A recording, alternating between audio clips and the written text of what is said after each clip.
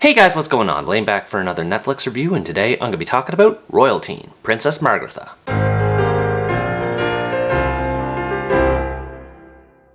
Royalteen Princess Margrethe is a Norwegian drama serving as a sequel to the previous Royalteen movie and tells the story of its titular protagonist Margrethe. After having a scandal revealed during high school prom, Margrethe's life is turned upside down, made worse by her already strict life of royalty. The scandal and series of events that follows afterward trigger Margrethe to long for a life of normalcy, especially after seeing her brother Kalle living so happily with the love of his life, Lena. This leads Margrethe to try and turn things around in her life while dealing with family drama at the same time. While I'm glad that there's some sort of closure to wrap up the bizarre ending the first one had, this sequel doesn't have much point to it. It's the same tired trope of a royal kid wanting to live a normal life, and while it's not completely terrible, much of it leaves a lot to be desired. Changing the main character in this movie from Lena to Margrethe was a good decision on paper, as it avoids rehashing the plot of the first one, but this is sadly where the novelty ends. She remains just as unlikable in this movie as she did in the first, which makes it difficult to become invested in her. She never goes about addressing her conflicts in any healthy way, and that's if she even bothers to address them. She spends so much time waffling about from one place to another,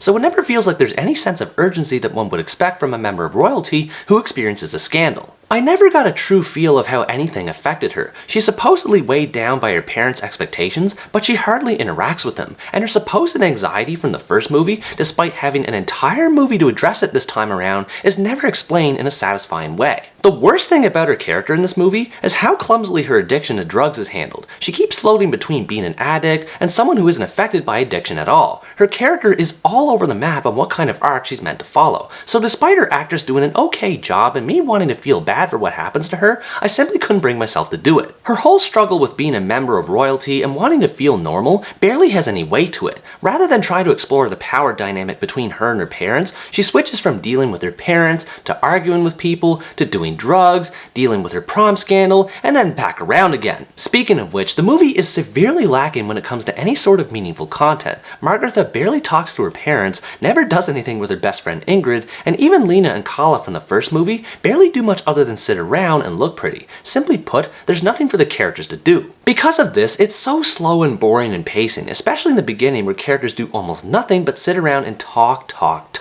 Even later on when Margrethe does start doing more, it ends up either being filler and montage scenes of skiing and dancing that pads out the runtime, or aimless teen drama and arguments that go nowhere. The only part of Margrethe's story I was interested in was the one revolving around the leaked tape, because it's the whole reason why the sequel exists to begin with. Anytime the movie managed to focus on this, it was surprisingly effective in capturing my attention. A lot of that is because of the perpetrator Gustav, who Margrethe sort of becomes entangled with. There's this understated vileness to his character that makes him feel like a scumbag that might actually exist in real life, and this provides some tension and dramatic intrigue as a result until the story loses focus again. That angle was the only time where Margrethe's anxiety felt believable, because she has to contend with the pressure of a tape existing of her hedonistic actions and how it will affect her royal standing. Everything else that I mentioned outside of it barely feels connected to anything at all, and in general they just feel lazy in execution. A good example of this is the movie's attempt to shoehorn a romance for Margrethe in the form of some random guy named Arnie. He was a minor character in the first movie and only appears in like 3 or 4 scenes throughout this one, yet it clearly tries to develop some sort of relationship between him and her, and it makes no sense. Everything about this movie just feels so ambivalent in what it sets out to accomplish. The ideas surrounding the premise, the addiction, the mental health problems, the romance,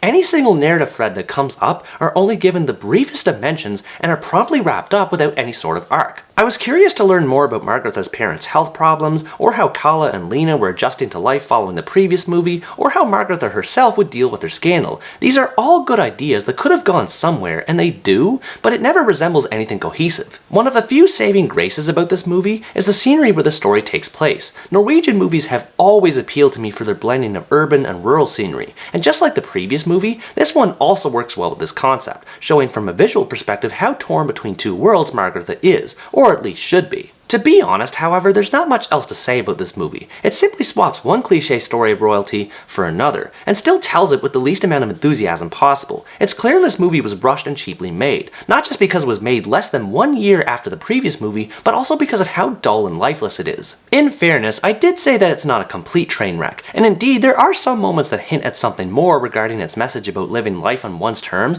but that's all they are, just moments that are fleeting at best, and for every moment that captured my attention, there there were many more that made me lose it. Overall, Royalteen Princess Margrethe is an unnecessary sequel to an already unremarkable movie that fails to improve on its predecessor in any way. If you like teen dramas and you don't mind watching one with cliche and threadbare plots, you might enjoy watching this, but personally it just doesn't sit well with me. The first movie was bad enough, and with so many bad teen dramas out there, I can't help but question why this sequel needed to be made. Perhaps it will satisfy those who were left in anticipation from the cliffhanger of the first movie, but for me, this series is little more than a royal pain to sit through. What did you think about this movie? Did you enjoy the multiple story angles it had going for it, or did you find it to be boring and directionless? Let me know in the comments below. Anyways guys, that's going to wrap up my review of Royalteen Princess Margrethe. Thanks for watching this video, I hope you enjoyed it, and as always stay tuned for the next part, where next time I review the American action thriller, The Mother.